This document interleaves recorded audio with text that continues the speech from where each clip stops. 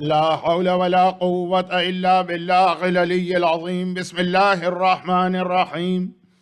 الحمد لله الملك الحق المبين، والصلاة والسلام على سيد المرسلين أبي القاسم محمد وآله الطيبين الطاهرين الذين أذهب الله عنهم الرجس وطهرهم تطهيرا. سيما على بقية الله في الأراضين وحجته على العالمين، عجل اللهم له الفرج، ولعنة الله على أعدائهم أجمعين. أما بعد، فقد قال الله عز وجل في كتابه المبين وفرقانه المتين وقرآنه المجيد: بسم الله الرحمن الرحيم. الذين إن مكناهم في الأرض أقاموا الصلاة وآتوا الزكاة وأمروا بالمعروف ونهوا عن المنكر، وقال: وما أرسلنا من رسول إلا ليطاع بإذن الله ولو أنهم ظلموا أنفسهم جاءوك فاستغفروا الله واستغفر لهم الرسول لوجدوا الله توابا رحيما.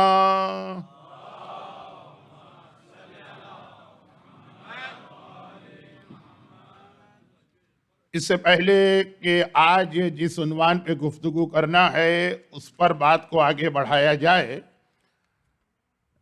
ایک سورہ فاتحہ کی التماس ہے، اور چونکہ آپ میں سے تقریباً ہر ایک واقف ہے ہمارے اس نوجوان والنٹیئر سے جن کا 2 سال پہلے انتقال ہوا، مرحوم فصیح جعفری ابن تقی جعفری، مرحوم تقی جعفری، مرحوم افضل کاظمی، مرحومہ فاطمہ زہرا، مرحومہ قرۃ العین، مرحومہ ارم زہرا، اور دیگر تمام مرحومین، خاص طور پر اس خانوادے کے تمام مرحومین، ایک مرتبہ سورہ فاتحہ. بسم اللہ الرحمن الرحیم. الحمدللہ رب العالمین الرحمن الرحیم مالک یوم الدین ایاک نعبد و ایاک نستعین صراط الذین انعمت علیہم غیر المغضوب علیہم ولا الضالین. اطاعت، حکومت امام، حکومت معصوم، حکومت رسول، حکومت الہیہ، اس کی پہلی اور اہم ترین شرط، اور وضاحت کے ساتھ امام نے اس وقت اس کو صاحبان ایمان تک کے پیغام کو پہنچا دیا جب جلتی ہوئی آگ میں ایک مومن کو بٹھا دیا. قرآن کریم کے جس آیت کی تلاوت روزانہ کرنے کا ارادہ تھا اور جو حکومت امام کے اصولوں کو بیان کر رہی ہے، اس کی پہلی بات چونکہ کل رات کی مجلس میں مختصر صحیح لیکن آ گئی تھی، تو آیت کی آج تکرار کر دی گئی کہ الذین ان مکناہم فی الارض، وہ لوگ جنہیں ہم اس زمین پہ حکومت دیں گے، اقاموا الصلاۃ، ان کا پہلا کام ہوگا نماز قائم کرنا. اور کل مجلس کے اختتام پر نماز ہی کا بیان ہو رہا تھا، اور مجلس کے بعد نوحے کے بعد زیارت وارثہ پڑھی گئی. اشہد انک قد اقمت الصلاۃ، مولا حسین میں گواہی دیتا ہوں کہ میدان کربلا کے جہاد کے ذریعے آپ نے نمازوں کو قائم کیا. اور آج کی رات جناب حبیب ابن مظاہر کی رات قرار پائی ہے. جناب حبیب ابن مظاہر جو میدان کربلا میں آقا حسین کا پیغام لے کے لشکر یزید کے پاس گئے تھے کہ وقت نماز آ گیا، اتنی دیر کے لیے اب اس جنگ کو روک دو کہ ہم نماز پڑھ لیں. اور جو بے حیائی اور بے غیرتی کا جواب ملا کہ شمر نے کہا کہ اے حبیب، تم لوگوں کی نمازیں قبول کہاں ہیں کہ ہم تمہیں نماز کا موقع دیں؟ اور حبیب تڑپ کے کہتے ہیں کہ تم لوگوں کی نمازیں قبول ہو اور نواسہ رسول اور فرزند رسول کی نماز قبول نہ ہو؟ آقا حسین، مجھ سے برداشت نہیں ہو رہا ہے یہ جملہ، اب یہ نماز میں آپ کے جد کے پیچھے کوثر کے کنارے جنت میں پڑھوں گا. اور وہ جہاد شروع کیا جو اختتام مجلس میں مصائب میں بیان ہوگا. تو یہ 3-4 مناسبتیں نماز کے حوالے سے جمع تو ہوئی، لیکن ہماری اس نماز سے اللہ کو فائدہ کیا ملتا ہے جو اتنی زیادہ تاکید کے ساتھ حکم نماز آ رہا؟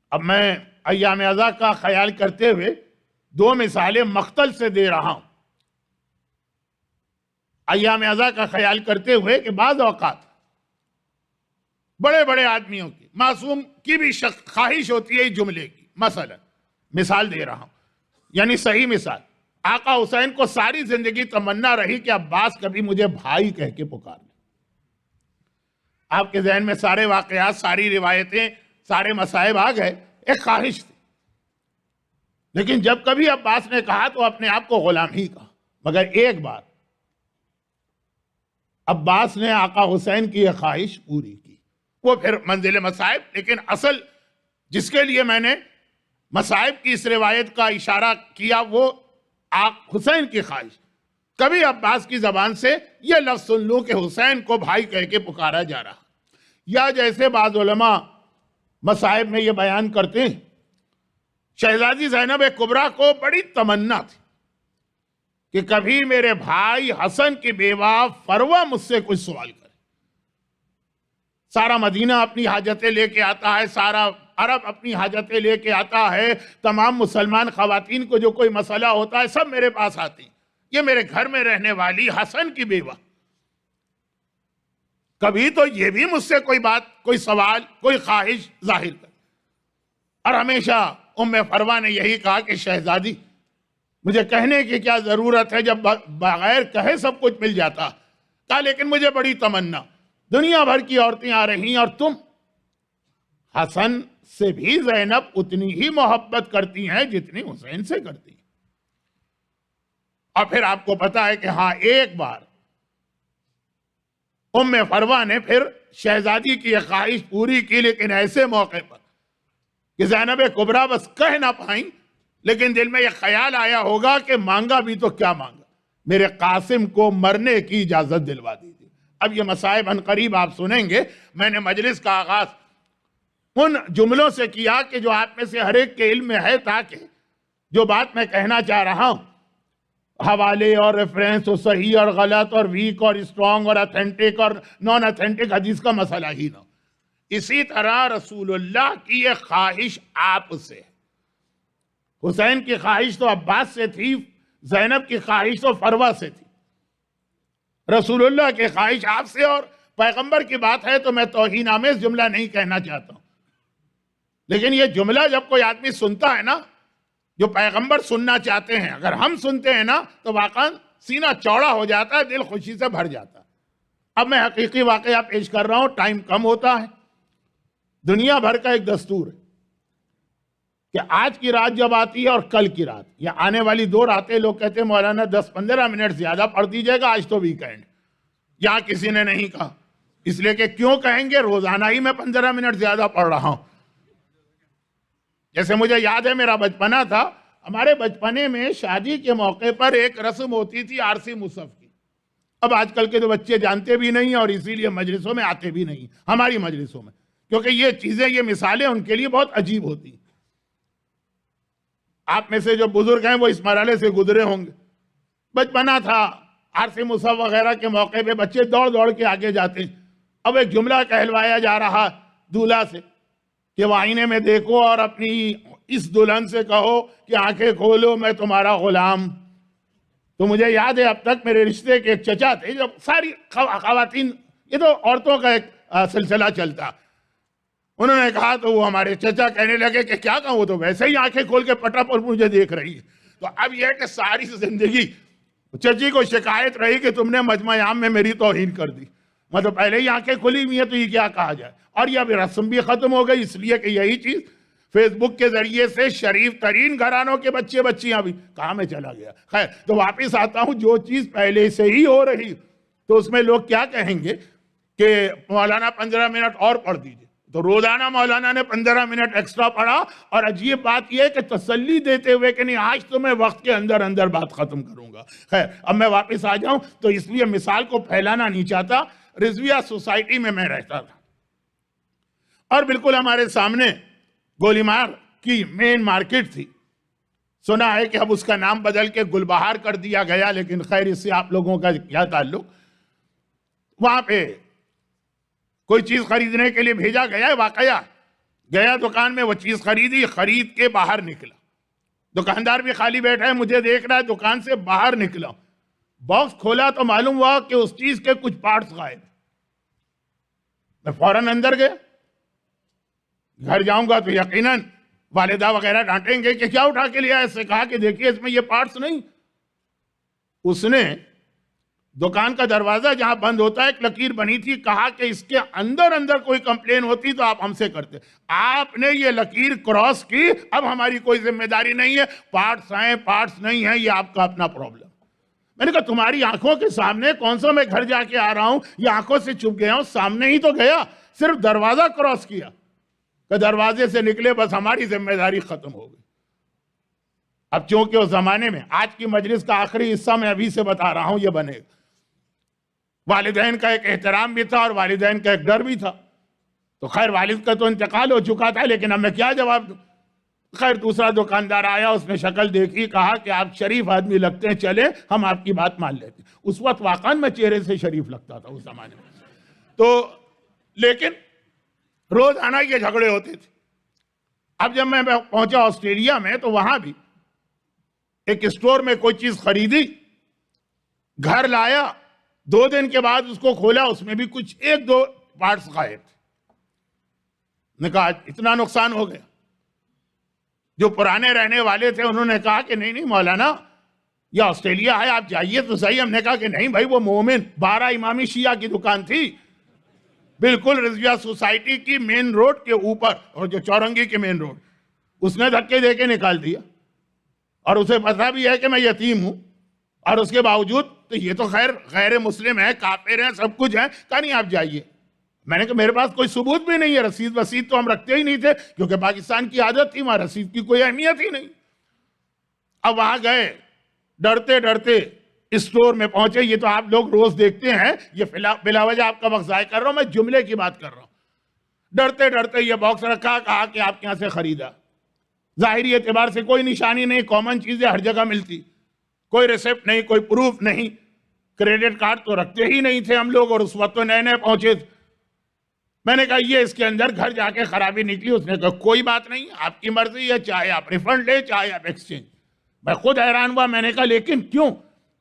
آپ کو کیسے پتا کہ میں صحیح کہہ رہا ہوں؟ اس نے کہا وی ٹرسٹ یو، آپ کہہ رہے ہیں بالکل ہمیں آپ کے اوپر ٹرسٹ ہے، آپ صحیح کہہ رہے ہوں گے، چنانچہ ہمیں آگے کوئی سوال نہیں کرنا۔ رسول اللہ آپ سے ایک جملہ سننا چاہتے ہیں کہ آپ پیغمبر سے کوئی حکم سن کے یہ کہہ دیں کہ یا رسول اللہ آگے ہمیں تفصیل نہ بتائیے، وی ٹرسٹ یو، ہمیں آپ پہ یقین کامل ہے، آپ نے کہہ دیا ہے تو یقیناً یہ چیز ہمارے لیے اچھی ہوگی، چاہے ہمیں اس وقت اس میں تکلیف محسوس ہو رہی ہو یا نقصان کیوں نہ ہو رہا۔ وی ٹرسٹ یو کا جملہ جو اس دکاندار نے کہا، نتیجہ یہ نکلا کہ آج 20 سال ہو گئے میں وہیں پہ جاتا ہوں اور وہیں سے چیز لیتا ہوں، اگرچہ مجھے پتا کہ ہر اسٹور کا یہ قانون، لیکن وی ٹرسٹ یو، آدمی کا دل خوشی سے بھر جاتا ہے کہ دنیا میں کوئی تو ملا ہم پہ بھروسہ کرنے والا۔ اب رسول اور امام اپنے چاہنے والوں سے، ان چاہنے والوں سے جن کا یہ دعویٰ ہے کہ آپ کے پسینے کی جگہ ہم اپنے خون کا ہر قطرہ بہا دیں گے، ان چاہنے والوں سے جن کا یہ دعویٰ ہے کہ یا رسول اللہ آپ کے بال پر بھی کوئی آنچ نہ آنے پائے گی، بال بھی بیکا نہیں ہوگا، ہم اپنی اولاد آپ کے قدموں پہ قربان کر دیں گے، صرف یہ سننا چاہتے ہیں وہ رسول اور امام کہ ایک بار یہ کہہ دو میرا کوئی حکم سن کر کہ وی ٹرسٹ یو، یا رسول اللہ ہمیں مکمل آپ پہ یقین ہے، یا امام زمانہ یا امام وقت ہمیں آپ پہ مکمل یقین۔ ڈسکو کیوں چھوڑیں؟ وائے؟ حجاب کیوں کریں؟ وائے؟ داڑھی کیوں رکھیں؟ وائے؟ شراب کیوں نہ پیئیں؟ وائے؟ پورک کے قریب کیوں نہ جائیں؟ وائے؟ نان مسلم کا گوشت کیوں نہ کھائیں؟ وائے؟ نماز کیوں پڑھیں؟ وائے؟ روزے اتنے 18 گھنٹے کے اپنے بچوں سے کیوں رکھوائیں؟ ادھر ان کو صرف انتظار ایک لفظ کا، ٹرسٹ، اتنا آپ کہہ دیں۔ اور یہی وجہ، یا شاید جملہ ذرا سا یک طرفہ ہو جائے گا، یہ بھی ایک وجہ ہے کہ ہم اور آپ تو مومن ہیں، کلمہ گو ہیں، دعوے دار ہیں، اور سچے دعوے دار ہوں گے کہ آپ کے پسینے کی جگہ خون بہا دیں گے۔ پیغمبر نے رسالت کا اعلان بھی اس وقت تک نہیں کیا جب تک کہ یہی جملہ مکے کے کافروں سے کہلوایا نہیں۔ براہ راست بات کہنا چاہیے تھی کہ میں یہ قرآن لایا ہوں، یہ حکم خدا لایا ہوں، نہیں، اگر میں کہہ دوں کہ ایک فوج پہاڑ کے پیچھے ہے تو میری بات مانو گے؟ جب انہوں نے کہا مانیں گے تب بھی پیغمبر نے اصل بات اسلام کی نہیں کہی. کہا کیوں مانو گے؟ اس لیے کہ ہمیں آپ پہ ٹرسٹ. یہی جملہ تھا مکے کے سارے کافروں کا کہ ہم نے ہمیشہ آپ کو صادق و امین پایا ہے. انگریزی میں ترجمہ کریں امین کا ٹرسٹ ورتھی. جب پیغمبر نے یہ اقرار کروایا تب اسلام کا پیغام پیش کیا کافروں کے سامنے. یہاں تو مومن ہے, 12 امامی شیعہ ہے, بنجٹن کا محب ہے, حسین کا عزادار ہے, علی والا ہے, اور وہ ہر چیز میں کہتا ہے کہ نہیں پہلے ذرا کوئی وجہ بتا دیجئے. یہ جملہ ایک دفعہ آپ رسول اور امام سے کہہ کے دیکھیے کتنی خوشی ہوگی رسول اور امام کو. حسین کی تمنا عباس مجھے بھائی کہہ دے, زینب کی تمنا فروہ کبھی مجھ سے کوئی سوال کر لے, اور مولا علی سے لے کے امام زمانہ تک کی یہ تمنا کہ ہمارا شیعہ ہمارا حکم سننے کے بعد صرف اتنا کہہ دے کہ وی ٹرسٹ یو, اس کے آگے ہمیں کوئی سوال نہیں کرنا. مومن یہ کہے, تڑپ رہیں. اور یہاں پہ اگرچہ وہ واقعہ بھی بہت مشہور ہے, بہت مشہور, اتنا مشہور ہے کہ مجھے اندازہ ہے کہ میں بات شروع کروں گا اور مجلس ریگولر سننے والے پورا واقعہ ان کے ذہن میں آ جائے گا, تو مختصر کر کے پڑھوں گا. لیکن اس لیے پڑھنا ضروری ہے کہ اس میں ایک تو وہ بات آ رہی ہے کہ جو میری آگے کے مجالس میں شاید تفصیل سے آئے, اور دوسرا یہ ہے کہ جہاں اس وقت کی مجلس پہنچی ہے وہاں کے لیے بھی بہت اہم. بہلول, مجھے پتا ہے کہ یہ اصلی اس کا پروناؤنسیشن بہلول ہے, لیکن اب کیونکہ اردو میں بہلول رائج ہے تو بہلول. 7ویں امام کے زمانے میں بھی ہیں اور ہارون رشید کے زمانے میں بھی ہے, دونوں زمانے ساتھ. ایک تبلائی ایک تبرائی مثال, معصوم حجت 7ویں امام ہے, لیکن اس واقعے میں 7ویں امام کا کوئی تذکرہ نہیں, اور ہارون رشید شاید اس کے فرسٹ کزن بھی. ہارون محل میں بیٹھا ہے, بہت جلدی بات کر رہا ہوں کیونکہ واقعہ بہت مشہور, لیکن ایک آنے والی مجلس کی وجہ سے اور اصل جو آج جہاں تک بات پہنچی اس کی وضاحت کے لیے اس واقعے سے بہتر شاید کوئی نہ ہو. ہارون رشید محل میں بیٹھا ہے کہ زبیدہ محل میں داخل ہوئی. ہارون رشید کی پہلی بیوی, یعنی حکمرانوں کی کئی بیویاں ہوتی ہیں, تو یہ پہلی بیوی ہے جو اصل بیوی کہلائے گی. اب یہ لفظ اصل کو سمجھانے نہیں جاتا ہوں, آدھا گھنٹہ آپ کا ضائع ہو جائے گا, فائدہ آپ کا کچھ نہیں ہے, آپ تو دوسری شادی کر ہی نہیں سکتے یہاں کے قانون سے. تو خیر, اصل بیوی. مگر زبیدہ کے بارے میں ایک جملہ ہے ہمارے پاس جس کا شاید اس واقعے سے بھی تعلق ہو, شاید جو حاجیوں کے لیے اس نے نہر زبیدہ کھدوائی اس سے بھی تعلق ہو, اور شاید اوورآل اس کی ساری زندگی. ظہور امام کے بعد 313 کی پہلی فوج میں 52 عورتیں ہوں گی. ایک روایت میں ایک میں ہے 13. 52 یعنی 52, 13 مانے 30. یہ میں نے ترجمہ کیوں کیا آپ کے سامنے کہ بہت سارے نوجوان بھی یہ کہتے ہیں کہ مولانا جو گنتی ہوتی ہے یہ انگلش, یہ اردو سمجھ میں نہیں آتی, باقی تو اردو مجلس سمجھ میں آ جاتی, لیکن یہ عدد اور کلر یہ تو آپ انگلش میں بولا کریں. کلر کی انگلش تو مجھے بھی نہیں آتی کہ دھانی کو کیا کہتے ہیں اور نابی کو کیا کہتے ہیں, لیکن یہ جو عدد ہے یہ آتا ہے تو 13 یا 52. لیکن نام جو ہیں صرف 9 کے. 313 میں 9 عورتیں ایسی ہیں جن کا نام لے کر امام نے کہا یہ اور یہ اور یہ اس لشکر میں شامل ہوں گے جو سب سے پہلی آواز سن کر امام کے پاس پہنچے گا. اور ان 9 عورتوں میں ایک نام زبیدہ کا, ہارون کی بیوی, ہارون جیسے ظالم بیوی, اور اس کا نام جیسے فرعون کی بیوی آسیہ. خیر آسیہ کا رتبہ تو اتنا بلند کہ ایک ہی جملہ کہہ دینا کافی کہ جنت کے اندر رسول خدا کی کتنی بیویاں ہیں اللہ جانتا, مگر نام 2 کے آئے ہیں, خدیجہ طاہرہ اور ایک آسیہ. جناب خدیجہ طاہرہ جب رسول کی بیوی جنت میں ہے تو ہمیں تعجب نہیں, کیوں؟ دنیا میں بھی ان کی بیوی ہیں, آخرت میں بھی ان کی بیوی. آسیہ جب جنت میں رسول اللہ کی بیوی ہیں تو ہمیں اس لیے حیرت و تعجب کہ اس دنیا میں دشمن خدا کی بیوی اور آخرت میں حبیب خدا کی بیوی بنی ہے ترقی, اس کو ترقی کہیں گے. فرعون جیسا دشمن خدا ہر گناہ معاف کرتا, شرک کا گناہ معاف نہیں کرتا. فرعون تو اپنے آپ کو اللہ کہہ کے بیٹھا ہوا, اور اس کی بیوی کیا قربانی تھی, کیا جہاد تھا, ہر آدمی جانتا ہے. مردوں سے زیادہ عورتیں جانتی ہیں. 10 بیویوں کی کہانی میں جناب آسیہ کا ذکر ہے, ایک وہ ایک زبیدہ. خیر آسیہ کا رتبہ بہت بلند. تو جناب زبیدہ کا نام ان 9 عورتوں میں ہے جو امام زمانہ کی فوج کو سب سے پہلے جوائن کریں گی. تو یہ تو ابھی موضوع اگلے ہفتے شروع ہونے والا ہے, یہ ویکینڈ سے ہم گزر جائیں. حکومت امام, تو یہی اس پورے عشرے کی مجالس کا عنوان وہی, وہاں تک ہم جا رہے ہیں. لیکن یہ تو بات کی چیز ہے. آج کا جو موضوع ہے اس سے یہ واقعہ, زبیدہ خاتون محل میں داخل ہوئی, ہنستی مسکراتی. ہارون نے پوچھا کہ بھائی اس وقت بہت خوش نظر آ رہی ہے, ہوا کیا؟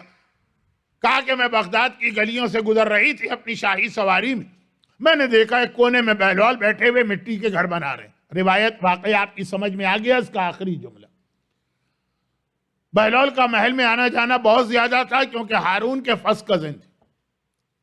بہلول گھر بنا رہے ہیں.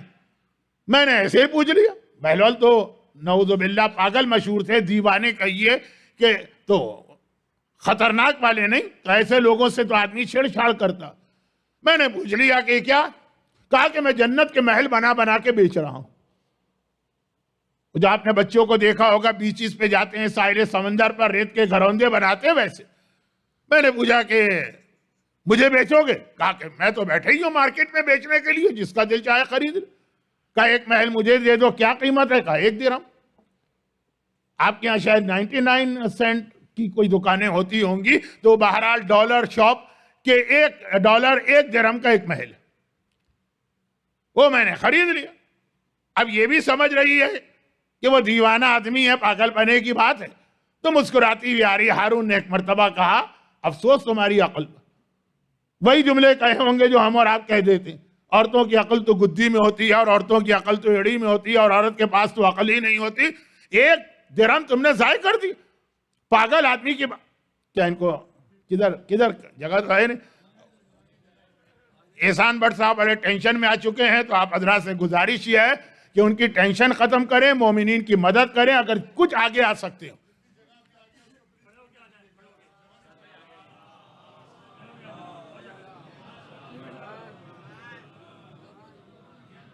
کہا کہ تم بھی کس پاگل کی باتوں میں آ گئی, 1 درہم ضائع کر دی. اردو میں ایک محاورہ ہے, اشرفیاں لٹیں اور کوئلوں پہ مہر.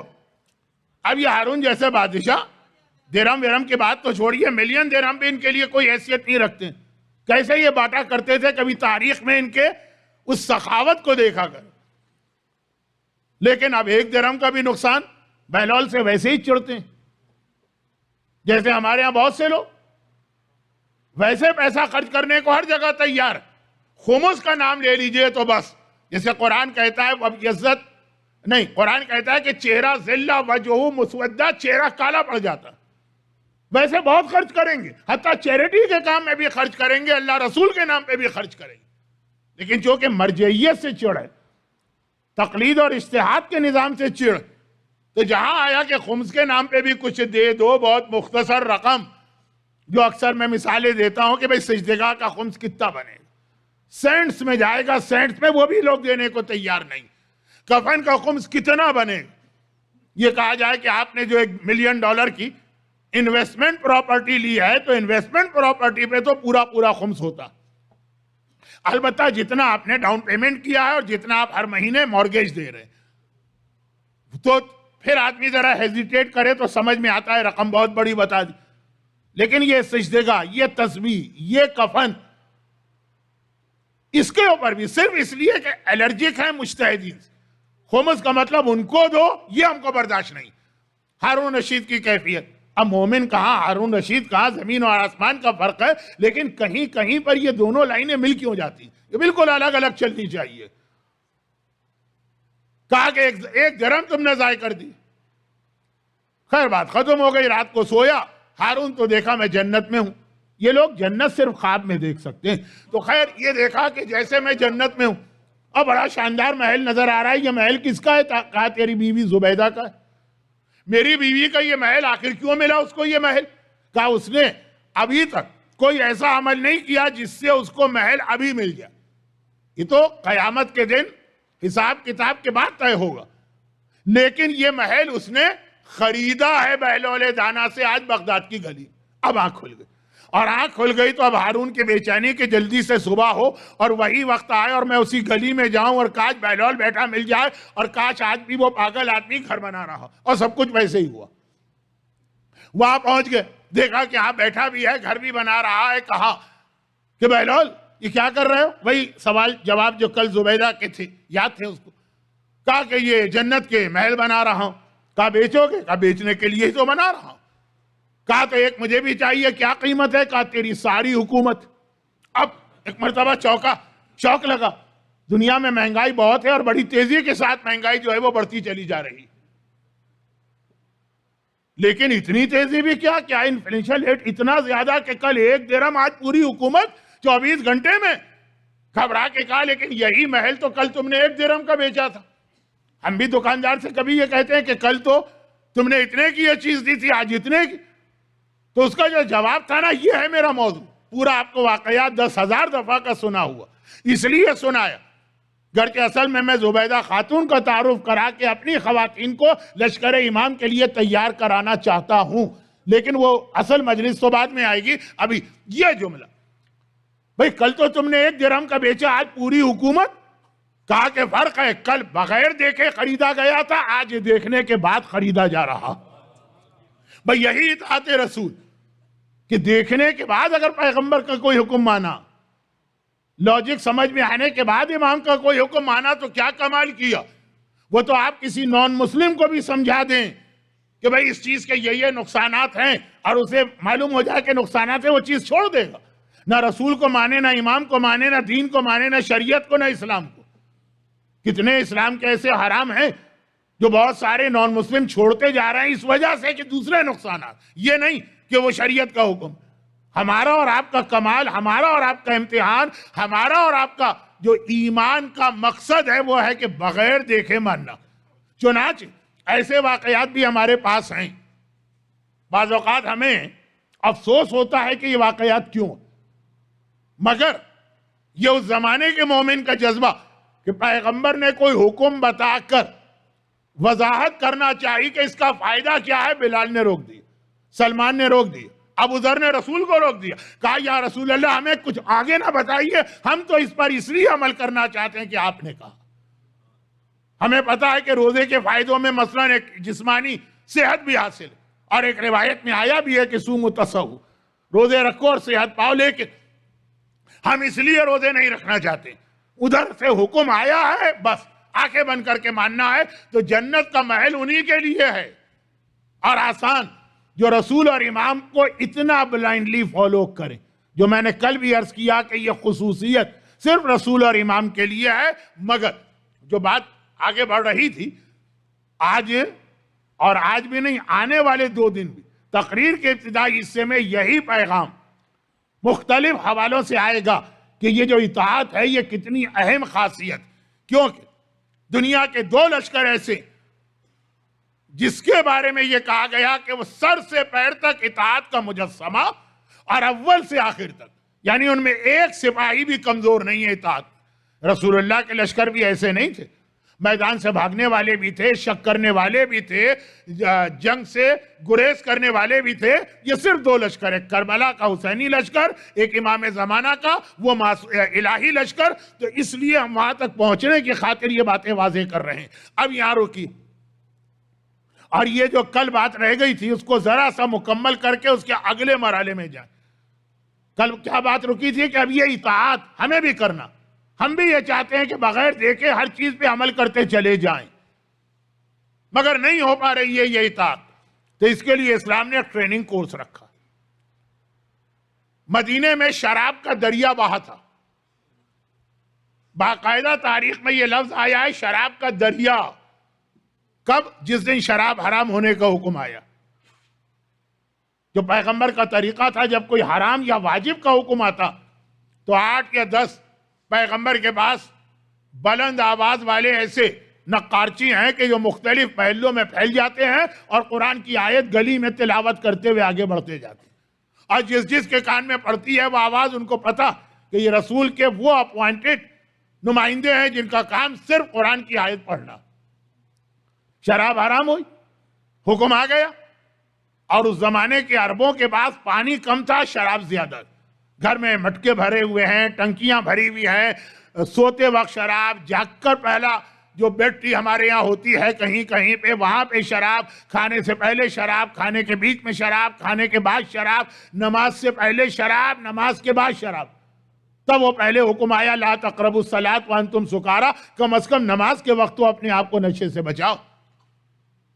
اور ایک دم جیسے ہی یہ حکم آیا یہ اطاعت تھی. لوگوں نے مٹکے توڑے، لوگوں نے ٹنکیاں بہائیں، لوگوں نے گھر میں جو شراب کا ذخیرہ. مدینہ چھوٹا سا شہر، تنگ گلیاں، باقاعدہ شراب کا دریا بہنے لگا، یہاں تک کہ جو ابھی شراب پی کے بیٹھے باقاعدہ وہ کوشش کر رہے ہیں کہ ان کو ویمٹ ہو جائے، قے ہو جائے، الٹی ہو جائے، اور جو شراب ان کے معدے میں ابھی ہے وہ کسی طرح سے باہر نکل جائے. جبکہ وہ تو معاف ہے نا، وہ تو حکم آنے سے پہلے کی. مگر شراب حرام ہونے پر جو اطاعت کا ماحول مدینے میں نظر آیا، وہ کیسے آیا؟ اسلام نے شراب ایک دم سے حرام نہیں کی، سٹیجز میں حرام کی. پہلے یہ کہہ دیا کہ شراب بری چیز، ابھی لفظ حرام نہیں آیا. پھر کہا کہ نماز کے وقت شراب حرام، پھر آخر میں جا کے کہا مکمل طور پہ شراب حرام. اسی طرح اطاعت کی تربیت بھی سٹیجز اور فیزز میں دلوائی جا رہی. پہلے کہا کہ روزانہ 5 منٹ، یہ جو ہماری نمازیں ہیں یہ پہلا مرحلہ. اور یہاں پہ میں ایک مرتبہ پھر، کیونکہ اب اس کے بعد مجھے نماز کے عنوان پہ بات نہیں کرنا، لیکن جو کل بات ہو رہی تھی اس کو مکمل کر کے ایک بہت اہم نماز کا اصول آپ کو بتانا ہے، اور پھر ہم اطاعت کے دوسرے مرحلے میں داخل ہوں گے، ٹریننگ کا دوسرا مرحلہ. لیکن ابھی پہلا مرحلہ میں 2 باتیں رہ گئیں. دعائے کمیل کے 6 فقرے کل میں نے آپ کے سامنے اس لیے تلاوت کی ہے، شب جمعہ کی وجہ سے نہیں، اس لیے کہ جو نماز وہ عبادت ہے جس میں یہ 6 کے 6 فائدے ہیں، اور نماز ترک کرنے میں یہ 6 کے 6 نقصان. مگر وہ دعائے کمیل دوسری دعاؤں کے اندر وہ 6 نہیں ہے، 13 فقرے. اللہم اغفر لی الذنوب التی، جو 6 کل آپ سن چکے ہیں، اس کو ریپیٹ کرنے کا وقت نہیں. اردو میں جلدی بات میں کہوں گا، لیکن بعض دعاؤں میں مثلا شب عرفات کی دعا، جو عرفات کے میدان میں احرام پہن کر خیموں میں بیٹھ کے ہم اور آپ پڑھتے ہیں، بہت ہی اسٹرانگ دعا. اس میں 6 نہیں 13 جملے آئے ہیں. اللہم اغفر لی الذنوب التی، اے خدا میرے وہ گناہ معاف کر دے. تورث الندم، جو لوگوں کے سامنے مجھے نادم کر دیتے. وتورث السقم، میں جملے نہیں پڑھ رہا ہوں پورے کہ اللہم اغفر لی، ورنہ بہت وقت لگے. اے خدا میرے وہ گناہ معاف کر دے جو جسم میں بیماریاں پیدا کرتے ہیں. اچھا، اب یہ ایک میسیج اپنی جگہ الگ سے چل رہا کہ بہت سارے پرابلمز کا کاز روٹ ہمارے گناہ ہوتے ہیں. جو مولا کا جملہ بھی ہے کہ تعجب ہے اس انسان پر، صحت کا خیال کرتے ہوئے کھانے میں احتیاط کرتا ہے اور گناہوں میں احتیاط نہیں کرتا. جو بلڈ پریشر، جو ہارٹ کا مرض، جو ڈائیبیٹک پیشنٹ، یا اور آنکھ کی خرابی، پیر کی خرابی، وہ اگر غلط لائف اسٹائل سے ہوتی ہے تو اس کے اندر خالی غذا نہیں آتی، اس میں گناہ بھی آتے ہیں. اب آپ کہیں گے کہ بہت سارے متقی اور پرہیزگار بھی ہمیں ایسے نظر آتے ہیں، تو بہت زیادہ پوری زندگی صحت کے اصولوں کا خیال کرنے والے بھی بیمار پڑتے ہیں. اب یہ ایک الگ موضوع، یہ میرا آج کا موضوع ہے ہی نہیں، اس کے لیے تو میرا وہ اشرہ سنی کہ ہر گناہ اپنی جگہ پہ خودکشی، اس میں ہر جملے کی تشریح آئی ہے اور وہ گناہ بتائے گئے ہیں اور یہ وضاحتیں بھی ہوئیں. لیکن تورث السقم، خدا بندہ میرے وہ گناہ جو بیماریاں لے کے آتے ہیں. تحبس قطر السماء، آسمان کی رحمتیں اور برکتیں جس کی وجہ سے بند ہو جاتی ہیں، یہ گناہ. تجلب الشقا، جو بدقسمتی لے کر آتے ہیں. لوگ کہتے ہیں نا بھئی ہماری قسمت بڑی خراب لگ رہی. بہت سارے معاملات میں ایسے لوگ ہیں کہ عام آدمی اس معاملے میں حصہ لے تو مٹی میں ہاتھ ڈالے سونا بن جائے، اور اس نے وہ کام شروع کیا، معلوم ہے ایک دم سے زیرو پہ آ گئے. مثالیں نہیں دے رہا ہوں، وقت بھی نہیں ہے، مجمع بھی پورا کا پورا میری بات سمجھ رہا. یہ شقا گناہ ہے جس کا نتیجہ یہ نکلتا. ایسا ہوتا ہے مولانا، اس نے بھی وہی بزنس شروع کیا اور کہاں سے کہاں پہنچ گئے. ہمیں تو رننگ بزنس ملا اپنے باپ سے، وہ تو پھر بالکل ہی ختم ہو کے رہ گئے. خیر، تو اب یہ کہ کیوں؟ کا ایک ریزن گناہ، تجلب الشقا وتعجل الفنا، وہ گناہ بھی معاف کر دے جس کی وجہ سے موت بہت جلدی آ جاتی ہے. تعجل العجل فنا یعنی موت. خدا بندہ میرے وہ گناہ بھی معاف کر دے. جو ایک لفظ کل آیا تھا اسی سے میچ کرتا ہوا لفظ ان معنوں میں کہ دعا امام زمانہ میں دونوں لفظ آئیں. تکشف الغطاء الہی اعظم البرا وبرح الخفا وانکشف الغطاء وانقطع الرجا، رجا کل آ گیا تھا، غطاء آ جائے. خدا بندہ میرے وہ گناہ بھی معاف کر دے جس کے نتیجے میں پردے اٹھا لیے جاتے ہیں. اب یہ 13 گناہوں کے سلسلے میں آخری 2 باتیں. تظلم الہوا، وہ گناہ کہ دنیا میرے لیے اندھیری ہو کے رہ جاتی. بعض لوگ ایسی مصیبتوں میں پھنس جاتے مولانا کوئی راستہ ہی نظر نہیں آ رہا، چاروں طرف اندھیرا ہے، چاروں طرف ڈارکنیس ہے، نکلے اس پرابلم سے جو کیسے نکلے. اب وہ ایک الگ چیز کہ کیسے نکلیں، کیا دعائیں ہیں، کیا طریقے ہیں، لیکن یہ خرابی آئی کیسے؟ کہا کہ تظلم الہوا، ایٹماسفیئر، ہوا، چاروں طرف کی دنیا اندھیری ہو جاتی. اب یہ تو 13 فقرے ہو گئے، 12 ہو گئے، 13واں رہا جا رہا ہے، لیکن بات چونکہ ایک جملے سے سمجھائی جا سکتی ہے تو زیادہ وقت کیوں لگائے گے. یہ نماز نہ پڑھنے کے یہ سارے نقصانات بھی ہیں. بلاؤں کا آنا، دعاؤں کا رک جانا، آسمان کی رحمتیں رک جانا، دنیا اندھیری ہو جانا، آدمی کو کہ راستہ ہی نہیں ملے آگے بڑھنے کا، بدقسمتی کا اس کے گھر میں ڈیرے جمانا، جو کل باتیں ہو گئیں. اس کے علاوہ یہ سب نماز اور نماز پڑھنے کے یہ سارے کے سارے فائدے بھی. پھر رحمتیں کھلتی، پھر آسمان کی برکتیں آتی، پھر ہر مصیبت میں سے بچنے کا ایک راستہ نکلتا. وَاسْتَعِينُوا بِالصَّبْرِ وَالصَّلَاةِ، نماز ہے جو تمہاری مدد کرتی. تو غرض یہ کہ یہ اہم ترین نماز، مگر جس کے اصل مقصد تو اطاعت الہی. کیا فائدہ ہے نماز کا ہمیں نہیں پتا. اس نے کہا ہمارا کام ہے نماز پڑھنا، اور پیغمبر کا جملہ بھی یہی تھا، صلو کما رأیتمونی اصلی، نمازیں پڑھو جس طرح مجھے پڑھتا دیکھ رہے ہو. جس طرح مولا نے کہا کہ میرا قبلہ تو اللہ کا رسول ہے، جدھر وہ ادھر میرا رخ ہوگا. نہ خانہ کعبہ سے کوئی غرض ہے، نہ بیت المقدس سے. یہ مومن نماز، رسول پڑھتے ہیں تو ہم پڑھ رہے ہیں، امام پڑھتے ہیں تو ہم پڑھ رہے ہیں، شہزادی پڑھتی ہے نماز تو ہم پڑھ رہے ہیں. لیکن یہ سارے ضمنی فائدے بتائے گئے. مگر جو شیطان یہ اعلان کر چکا ہے کہ خدا بندہ تیرے ایک ایک بندے کو اطاعت کے راستے سے ہٹاؤں گا، وہ تو برداشت نہیں کرے گا نا کہ ہم یہ ٹریننگ لینا شروع کریں. وہ اب ہمیں مختلف طریقوں سے نماز سے روکے گا، جن میں ایک بہت چلتا ہوا جملہ کہ مولانا کیا آپ نماز کی بات کرتے ہیں؟ نماز تو لشکر یزید بھی پڑھ رہا تھا، نماز تو شمر بھی پڑھ رہا تھا، نماز تو عمر سعد بھی پڑھ رہا تھا، نماز تو یزید بھی پڑھ رہا تھا. تو کیا حسین نہیں پڑھ رہے تھے؟ کیا عباس نہیں پڑھ رہے تھے؟ کیا علی اکبر نہیں پڑھ رہے تھے؟ چلے آپ ہی کا بتایا موضوع. دنیا میں 2 نمازیں ہیں، ایک حسینی نماز ہے، ایک یزیدی نماز. یاد رکھیے 2 نمازیں، اور قرآن کریم نے دونوں نمازوں کا ذکر کیا.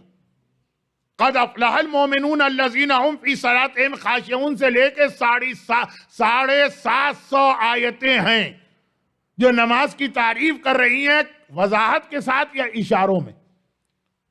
وضاحت کے ساتھ کا مطلب جہاں لفظ نماز کہہ کے نماز کی تعریف کی گئی، اور اشاروں میں جہاں نماز کو ذکر خدا کہہ کے ذکر خدا کا تذکرہ کیا گیا.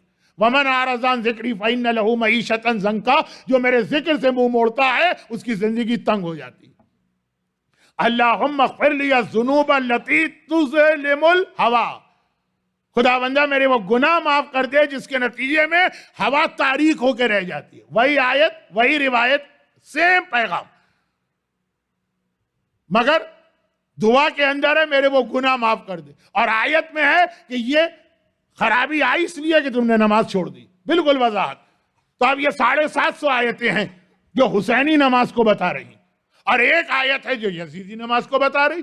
فویل للمصلین الذین هم عن صلاتهم ساہون والذین هم یراؤون ویمنعون الماعون. یہ بھی آیت ہے قرآن. خرابی ہے ان نمازیوں کے لیے جو ریاکاری کا مظاہرہ کرتے ہیں، نماز پڑھتے ہیں اور غافل ہوتے ہیں نماز سے، نماز پڑھتے ہیں اور مومن کا حق ادا نہیں کرتے. ہے قرآن کے اندر ہی یزیدی نماز کا تذکرہ، مگر آپ خالی ایک آیت یزیدی نماز والی پکڑ کے بیٹھ گئے، وہ 750 آیتیں کیوں بھلا دی؟ یزیدی نماز کسے کہتے ہیں؟ 2 مثالیں سن لیجئے اور بس اب نماز کا موضوع مکمل ہوگا، اگرچہ اتنا اہم تذکرہ کہ پورا عشرہ تو کیا رمضان کا پورا مہینہ بھی پڑھا جائے تو کم، مگر وقت محدود ہوتا جا رہا ہے، باتیں بہت ساری۔ 2 چھوٹی سی باتیں۔ یزیدی نماز ایسی نماز نہیں چاہیے اللہ کو۔ برادران اہل سنت کی کتابوں میں ایک چھوٹا سا واقعہ لکھا، کوفے کا رہنے والا ایک شخص نماز پڑھ کے بیٹھا، کھڑا ہوا، پریشان ہو گیا، سیدھا وہ اپنے عالم کے پاس گیا مسئلہ پوچھنے کے لیے، اور کہا کہ ابھی میں جب نماز ختم کی، نماز پڑھنے کے بعد میں نے دیکھا کہ میرے کپڑوں پر مچھر کا خون لگا، اب میں پریشان ہوں، میری نماز صحیح ہوئی کہ نہیں ہوئی؟ ہماری فقہ کا مسئلہ تو واضح کہ اگر نماز پڑھنے کے بعد نجاست پتہ چلے، چاہے جسم کی ہو چاہے کپڑے کی ہو، تو وہ نجاست نماز پر فرق نہیں ڈالے گی، آپ کی نماز صحیح۔ ہاں اگر اس کی وجہ سے وضو غلط ہوا، نجاست لگی ہے وہاں پہ جہاں پہ وضو میں پانی ڈالا جاتا، اور وضو جب ہو رہا تھا تو بھی وہ جگہ نجیس تھی، تو پھر تو نماز باطل ہے، وضو کی وجہ سے، نماز کی وجہ سے نہیں، لیکن عام مسئلہ۔ بلکہ زیادہ تر مراجع کہتے ہیں کہ اگر آپ کو بعد میں پتہ چلے تو نماز صحیح، ہاں آئندہ جو نماز پڑھیں گے تو اپنے آپ کو پاک کر دیں، لیکن اگر آپ کو پہلے سے معلوم تھا، نماز کے وقت بھول گئے کہ میں نجیس ہوں، اور پھر نماز کے بعد یاد آیا، تو وہ نماز دہرانا۔ مگر آغا سیستانی اس میں بھی کہتے ہیں کہ نہیں، بھول کے عالم میں بھی معافی ہے، پہلے سے معلوم تھا کہ ہمارا کپڑا نجیس ہے یا ہم نجیس ہیں، بھول گئے، نماز پڑھ لی، پھر یاد آیا اوہو وہ تو نجاست تھی، سوچا تھا اس کو پاک کروں گا پھر نماز پڑھوں گا۔ ہمارے ہاں یہ مسئلہ بہت پیش آتا، لوگ آفس میں ہیں، واش روم میں استعمال کیا، ٹوائلٹ کے ذریعے سے ٹوائلٹ پیپر کے ذریعے نجاست پوچھ تو دی، لیکن کہا جب شام کو گھر جا کے پھر پاک کریں گے پھر نماز پڑھیں گے، بھول گئے، اور نماز پڑھنے کے بعد یاد آیا۔ تو آغا سیستانی کے ہاں یہ بھی معاف ہے، لیکن فی الحال تو میں اپنے مراجع کے فتوے نہیں بتا رہا، یزیدی نماز بتا رہا ہوں۔ وہ عالم دین سے پوچھا، مچھر کا خون مجھے نظر آیا نماز کے بعد، مسئلہ آسان ہے کہ بعد میں پتا چلا تو نماز صحیح ہے، لیکن وہ عالم چیخ مار کے رو دی، کہا مچھر کا خون کپڑے پہ لگ گیا تو اتنے فکر مند ہو، پریشان ہو کہ گھر سے نکل کے یہاں تک آ گئے مسئلہ پوچھنے، ایک مچھر کا خون اور نواسہ رسول کا خون بہایا، اور آج تک کبھی دل میں خیال نہ آیا کہ صحیح کیا کہ غلط کیا۔ یہ ہے یزیدی نماز۔ مگر اس یزیدی نماز سے ہمارا کیا تعلق؟ ہماری تو ایسی نماز نہیں ہے، ہاں ہمارا بھی تعلق۔ کراچی کا ایک واقعہ میں اکثر پڑھتا رہتا ہوں، لیکن بہت چھوٹا واقعہ، اس لیے اگر تکرار بھی ہو جائے تو حرج نہیں، بہت چھوٹا۔ سردیوں کا زمانہ ہے، ظہرین کی نماز بہت جلدی قضا ہوتی ہے، پاکستان میں بھی، جہاں پہ نمازوں کے ٹائمنگ بہرحال معقول ٹائمنگ، یہاں کی طرح کے غیر معقول ٹائمنگ نہیں ہے کہ سردیوں میں کچھ تو گرمیوں میں کچھ، لیکن سردیوں میں بہرحال دن چھوٹا ہوتا، اور آفس سے تھکا آ رہا بیچارہ آیا، ابھی گھر میں داخل ہو کے بیٹھا ہے، اور وہ جوتے اتار رہا کہ بیوی پہنچ گئی، اور اس کے بعد اس نے شکایت شروع کر دی۔ کس کی شکایت کرے گی؟ بیوی، ساسی کی کرے گی کہ تمہاری ماں نے یہ کیا اور یہ کیا، اور میرا تو گزارا مشکل ہے، اور میری تو زندگی دوبارہ ہے، اور پتہ نہیں کیا کیا بات ہے۔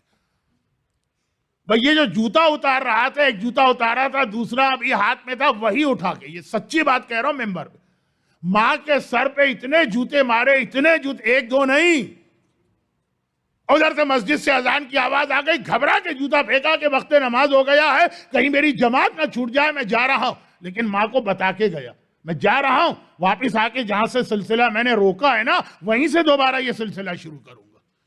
نمازی ہے تو اتنا پکا نمازی کہ اول وقت بھی نماز پڑھنا ہے، اول وقت میں بھی، اور جماعت کے ساتھ بھی پڑھنا، یہ تو نورون علی نور ہو گیا۔ ورنہ ایک فقہی مسئلہ ہے نا کہ اگر کسی علاقے میں جماعت کسی وجہ سے دیر سے ہو رہی، اول وقت بہت جلدی آ گیا، جیسے ونٹر میں ہوتا ہوگا کہ مغرب کی نماز کا وقت بہت جلدی آ گیا، سب لوگ آفیسز میں، تو جماعت کرنا ہے 2 گھنٹے کے بعد تاکہ زیادہ لوگ آ جائیں. تو یہ بحث ہے مراجم کہ اول وقت کا ثواب زیادہ ہے فرادہ پڑھ لو، یا دیر سے نماز جماعت کا ثواب زیادہ ہے بھلے دیر ہو جائے. اور میں موجودہ مراجع کے فتوے نہیں بتانا چاہتا ہوں، وقت نہیں. ماضی کے مراجع امام خمینی فرماتے تھے کہ جماعت کی اہمیت زیادہ، اول وقت چھوٹ جائے. اور آقا خوئی کا بہت واضح فتویٰ تھا کہ اول وقت کی اہمیت زیادہ، چنانچہ فرادہ نماز زیادہ ثواب ہے جماعت سے. کیونکہ آج کے مراجع کے فتوے میں ذرا سی ٹیکنیکل باتیں ہیں جس کے بیان کا موقع نہیں. لیکن یہ جو ماں کی جوتے کے ذریعے سے آدھی پٹائی کر کے نماز کے لیے جانے والا، اور باقاعدہ یاد دلا کے کہ باقی آدھی ابھی باقی ہے جو میں واپس آ کے کروں گا، اس کو دونوں ثواب مل رہا ہے. اول وقت میں نماز ہے، کیونکہ کراچی میں مغربین کی نماز ہر جگہ اول وقت میں ہوتی ہے جماعت. یہ ہے یزیدی نماز. نمازی تو ایسا نمازی، لیکن جہاں والدین کی بات آ رہی، اور میں یہاں پہ ایک بہت ہی 2 باتیں مجھے کہنا تھی آج، ایک سن لیجئے، ایک کل کی مجلس کے شروع میں.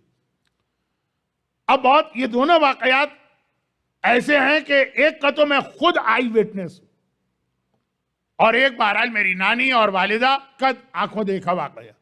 لیکن وہ چھوڑیے، وہ لمبی بات ہو جائے گی، یہ بہت مختصر. ایسے واقعات میں بہت احتیاط بھی کرنا پڑتی ہے کہ اتنا زیادہ واضح نہ بیان کروں کہ کسی آدمی کی یا کسی خاندان کی غیبت و برائی. یہ میرے آنکھوں کے سامنے کی بات، 30 سال پرانی بات ہوگی. میں گیا ایک مومن کی دکان میں، جس چیز کی دکان تھی اس سے متعلقہ کام تھا، میں نام بھی نہیں لے رہا ہوں کس چیز کی دکان. اور میں نے دیکھا کہ ان کا، وہ بوڑھے تھے 70 سال، جوان بیٹا تقریباً 40 سال، اور اپنے 2 بچوں کے ساتھ باپ سے ملنے آیا تھا. پتہ نہیں کس بات پہ ناراضگی ہوئی. بھرے بازار میں اور دکان کے اندر اور اس کے بچوں کے سامنے باپ نے جوتا اتار کے اپنے جوان بیٹے 40 سال اس طرح سے مارنا شروع کیا اور مغلظات بکنے لگا کہ بعض گالیاں تو پلٹ کے خود باپ پہ جا رہی تھی. اب وہ ممبر پہ تو نہیں بیان کر سکتا میں، لیکن آپ حضرات سمجھ سکتے. اور وہ اتنا شریف یا فرما بردار یا باپ کا احترام کرنے والا، ایک لفظ اس کی زبان پہ نہیں آیا، ہاتھ بھی پکڑنے کی کوشش نہیں کی، ہلنے کی کوشش بھی نہیں کی. دیکھیں 40 سال کا آدمی ہو، اس کے 15 اور 18 سال کے جوان بچے ہوں، اور ان کے سامنے پٹائی ہو رہی ہے بھرے بازار کے اندر.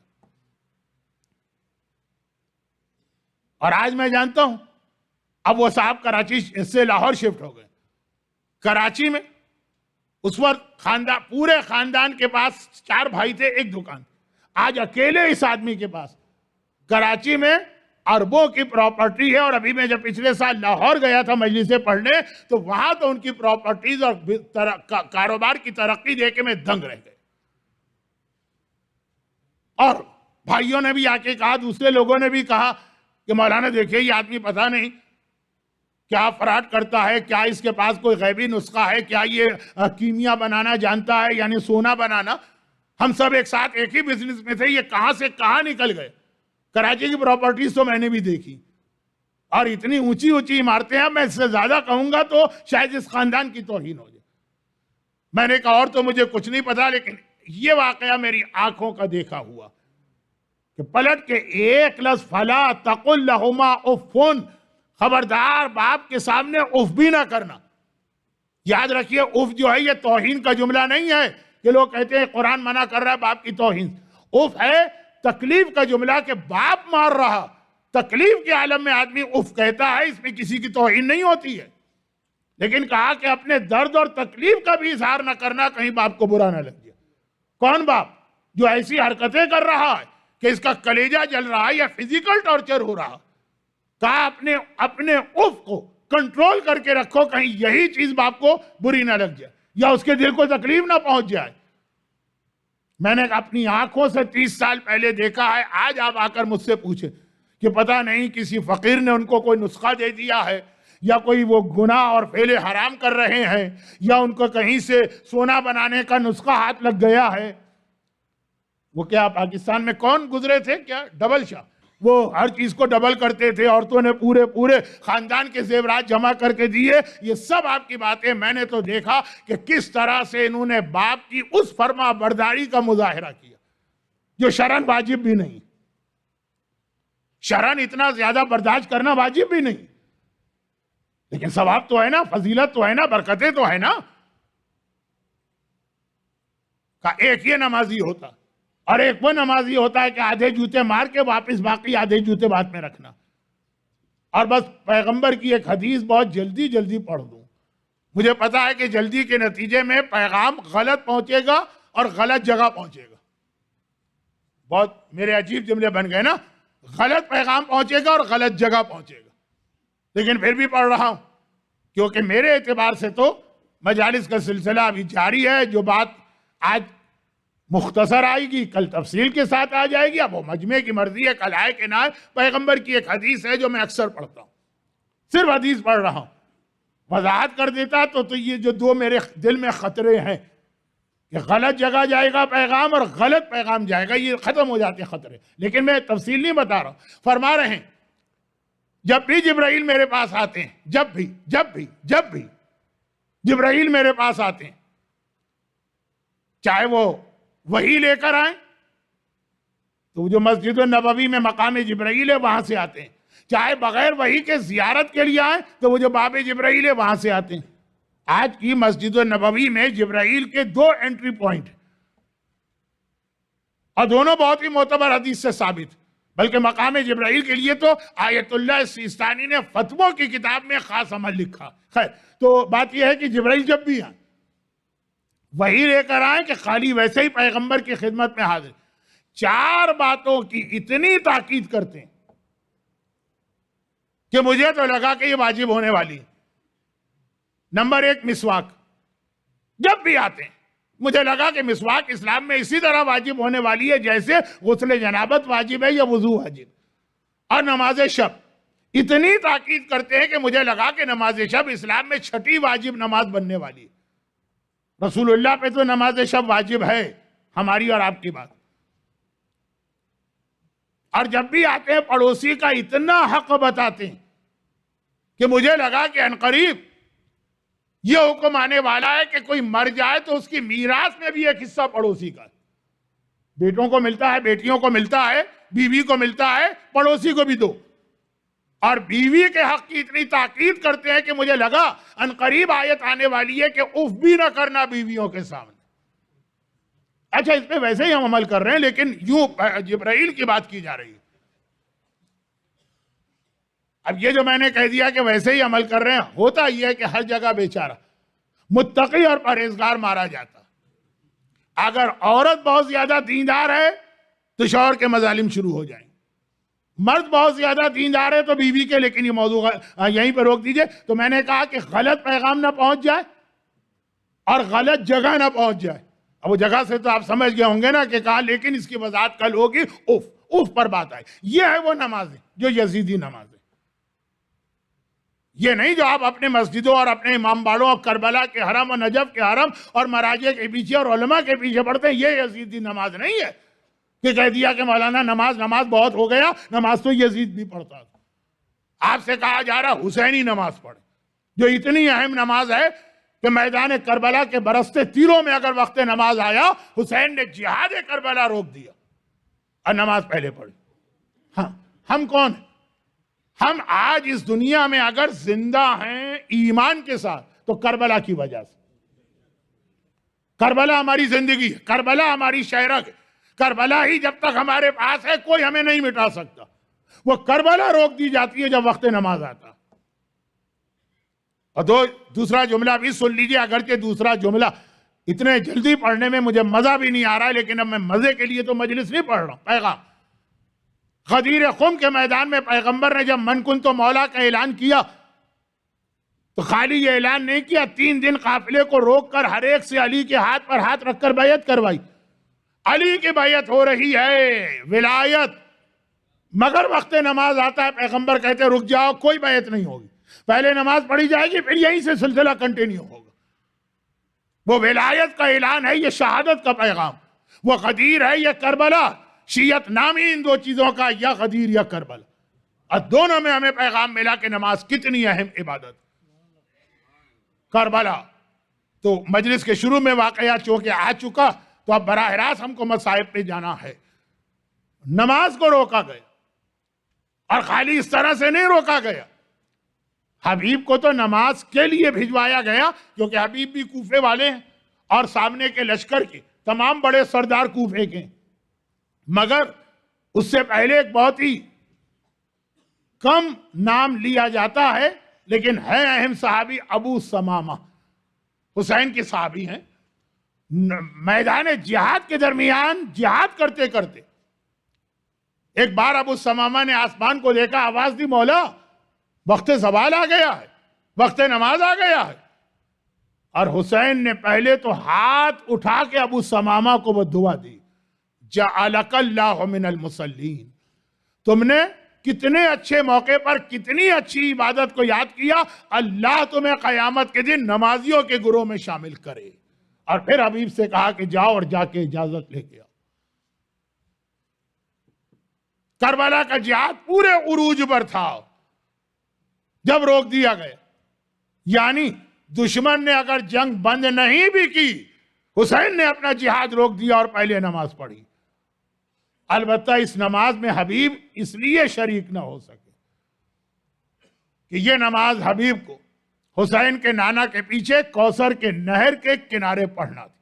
بات شروع میں سن لیا آپ نے، مگر جو جملہ مجلس کے شروع میں آیا، تقریباً شروع میں، آسیہ حبیب خدا کی بیوی بن رہی، اور یہ حبیب وہ جن کے باپ نے پتہ نہیں کیا سوچ کے نام حبیب رکھا، لیکن واقعاً یہ حبیب الحسین اس طرح سے بنا کہ خاندان اہل بیت کا ہر شخص جانتا کہ اگر واقعاً حسین سے کوئی محبت کرنے والا خاندان کے باہر ہے تو وہ حبیب۔ اور یہی وجہ، میرے استاد محترم یہ چند جملے پڑھا کرتے تھے، یہی وجہ کہ میدان کربلا میں جب حسینی قافلہ پہنچ گیا اور اب وہ ہر کے خطیہ دوسرے ذریعوں سے ابن زیاد کو اطلاع ملی، اور اب ابن زیاد کی فوجوں پہ فوجیں آنے لگی، اور سب پوری تیاریوں کے ساتھ اور نعرے لگاتے ہوئے میدان کربلا میں آتے۔ زینب خیمے میں بیٹھنے والی روزانہ سن رہی ہیں، کسی فوج کے آنے کی آواز آئی۔ فضہ سے کہا، اماں فضہ ذرا جا کے دیکھنا، شاید کوئی میرے بھیا کا مددگار آیا۔ اور فضہ جاتی ہیں اور پھر واپس آتی، فضہ جاتی ہیں خیمے کے باہر پھر آتی، فضہ خیمے کے باہر جاتی ہے جب کبھی زینب نے بھیجا واپس آئی، اور مختلف پیغام لے کے آئیں، لیکن ہر پیغام ایسا کہ زینب کا کلیجہ ٹکڑے ٹکڑے ہو۔ کبھی کہا کہ شہزادی آقا کا مددگار تو نہیں آیا ہے، ہرملہ آیا، آقا کا مددگار تو نہیں آیا ہے، خولی کی فوج آئی، آقا کا مددگار تو نہیں آیا ہے، عمر سعد آیا، آقا کا مددگار تو نہیں آیا ہے، شمر آیا ہے۔ وہ یہی نام زینب روز سن رہی۔ ایک مرتبہ جب شمر کے آنے کی خبر فضہ نے دی، کہا فضہ فوراً دوبارہ جاؤ اور بھیا کو بلاؤ۔ حسین آئے، زینب کیا بات ہے؟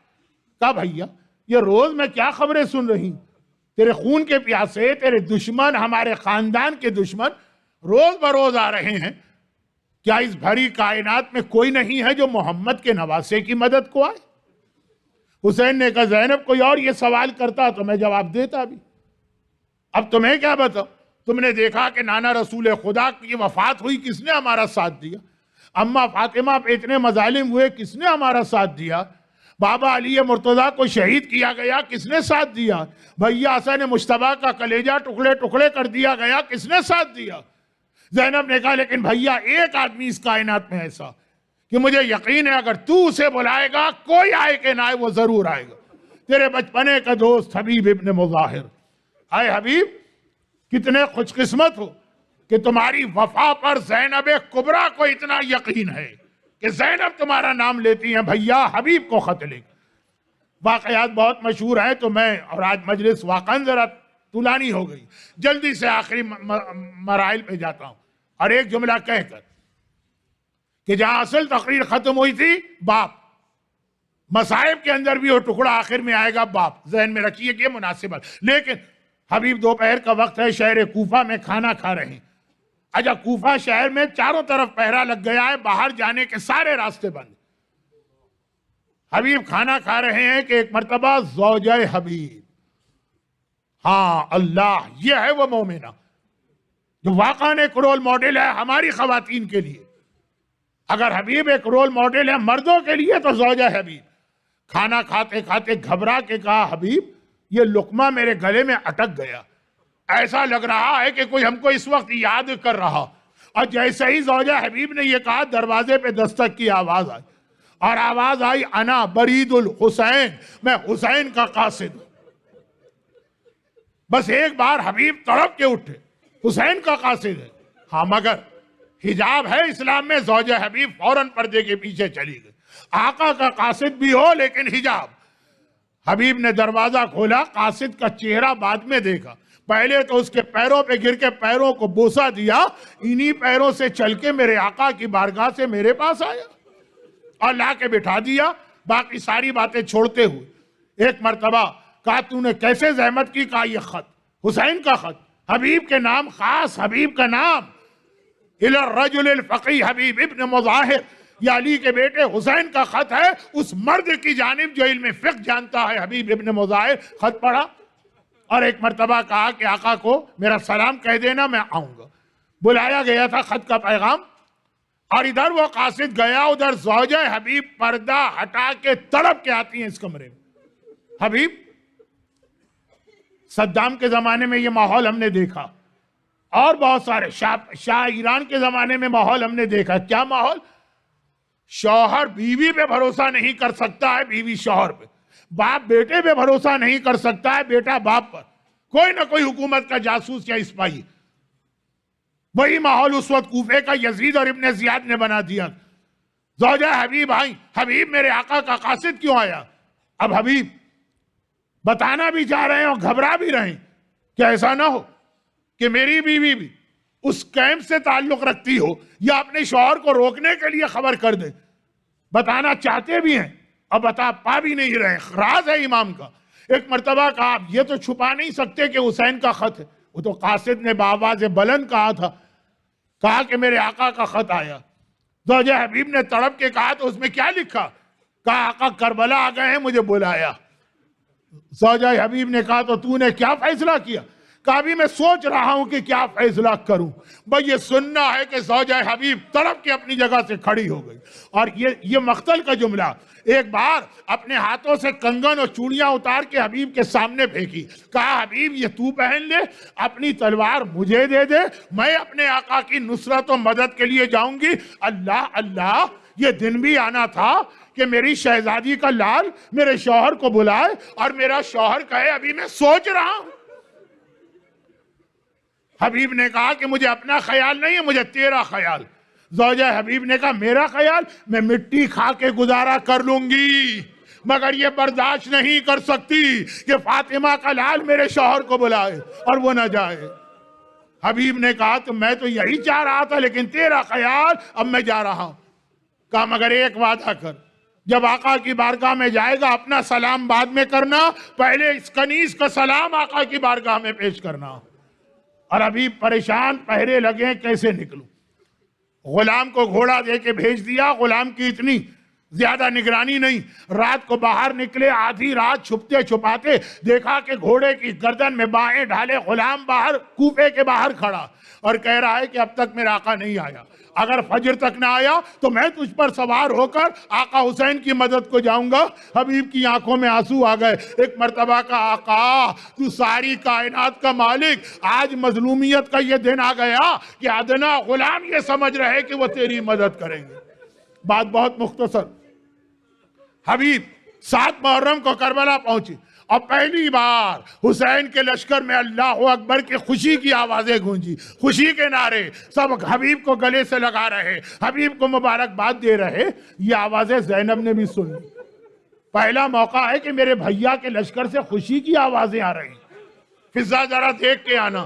فضا واپس آئی، کہا شہزادی میرے آقا کے بچپنے کا دوست حبیب ابن مظاہر آ گیا، میں اتنا سننا تھا۔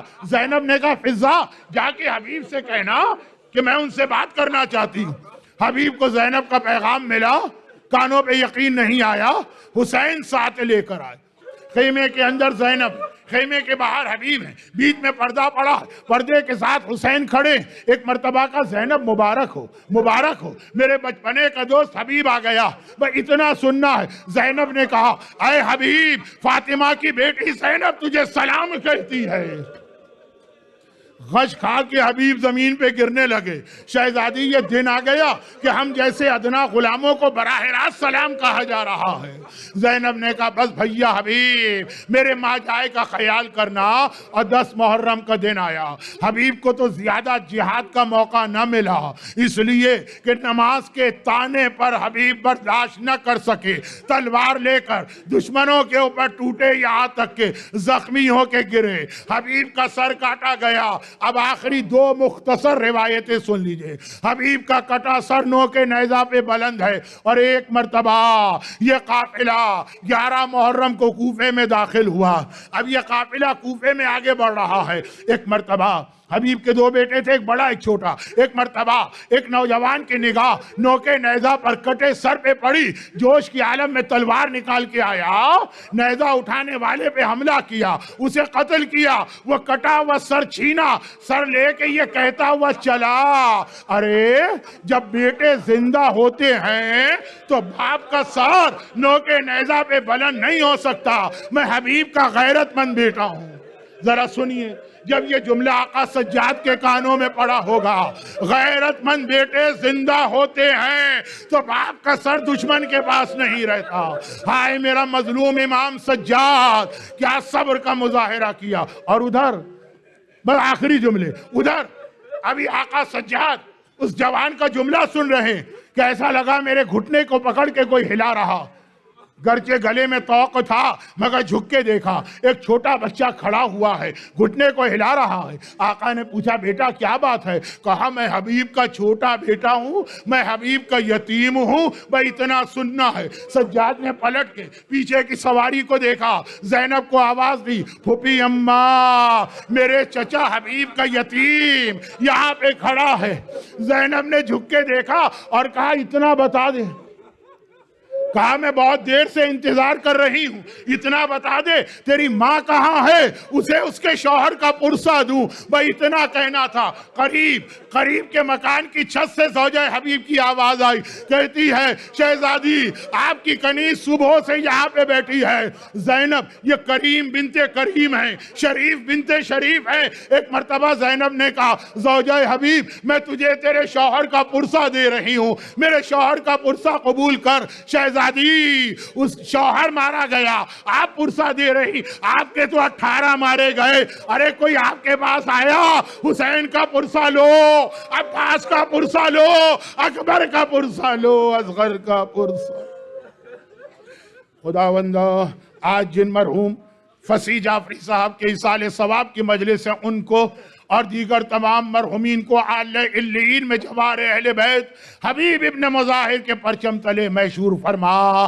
خداوندہ ان مصائب پہ گریہ کرنے والے ان مومنین اور مومنات کا واسطہ دنیا اور آخرت کی ہر پریشانی سے ان کو محفوظ فرما، بلکہ دنیا بھر کے مظلوم مسلمانوں اور مظلوم شیعان حیدر کرار کی جان مال عزت و ناموس اور اولاد کی حفاظت فرما۔ ان مصائب کے انتقام کے لیے ظہور امام میں تعجیل فرما۔